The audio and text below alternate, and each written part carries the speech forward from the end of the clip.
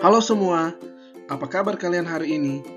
Bapak berharap kalian dalam keadaan sehat ya, serta terberkati selalu. Oh ya, hari ini kita bertemu lagi dalam pembelajaran seni budaya, aspek seni rupa ya. Dan materi yang akan kita pelajari adalah seni patung, bentuk, dan fungsi patung. Oke, kita masuk pada pembelajarannya ya.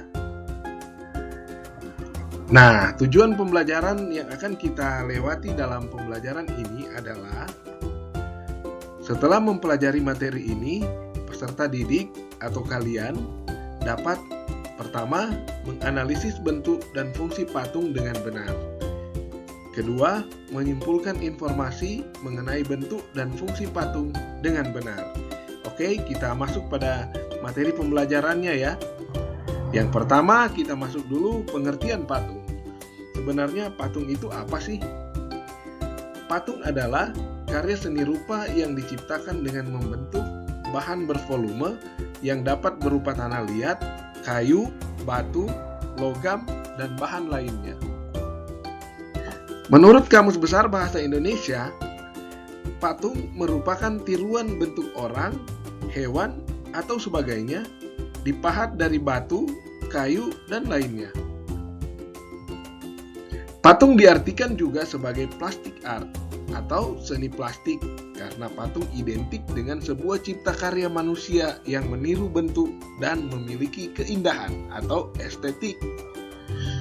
Nah, dalam membuat patung, ada dua metode yang digunakan.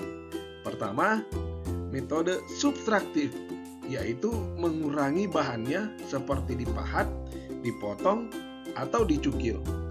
Metode yang kedua adalah metode aditif, yaitu menambahkan bahan seperti mengecor dan mencetak. Kita lanjut ya.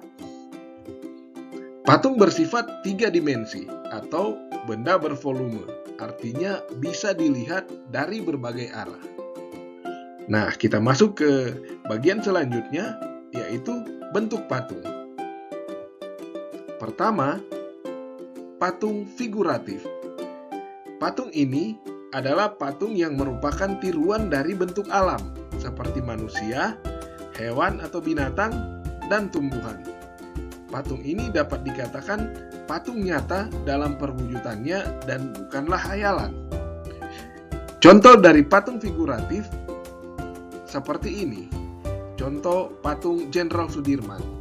Kemudian ada patung ikan dan buaya. Yang kedua, patung non-figuratif atau patung abstrak. Patung ini adalah patung yang tidak meniru alam atau dia terlepas dari wujud-wujud tiruan yang ada di alam ini.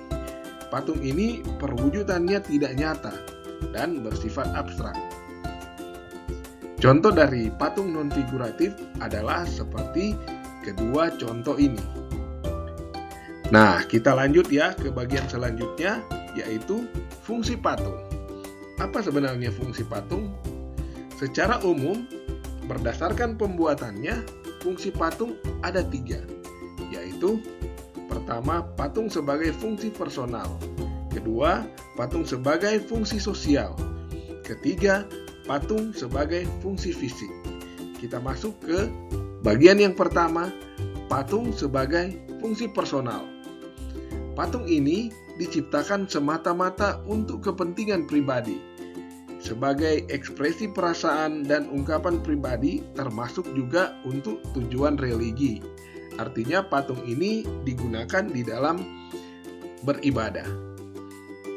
Contohnya seperti patung ini. Digunakan oleh umat Hindu atau umat Buddha sebagai sarana untuk mereka beribadah.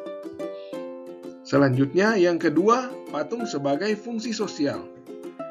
Patung ini diciptakan untuk memperingati suatu peristiwa yang bersejarah atau mengenang jasa seorang pahlawan besar dalam sebuah bangsa atau kelompok, seperti monumen.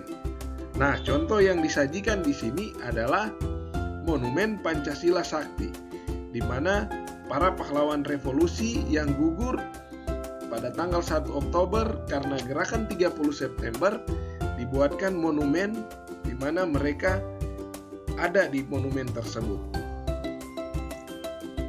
Selanjutnya, patung sebagai fungsi fisik. Patung ini bernilai estetika, artinya menciptakan atau membuat patung ini semata-mata untuk dinikmati keindahannya. Nah, itulah pembahasan kita di pertemuan kali ini mengenai bentuk dan fungsi patung.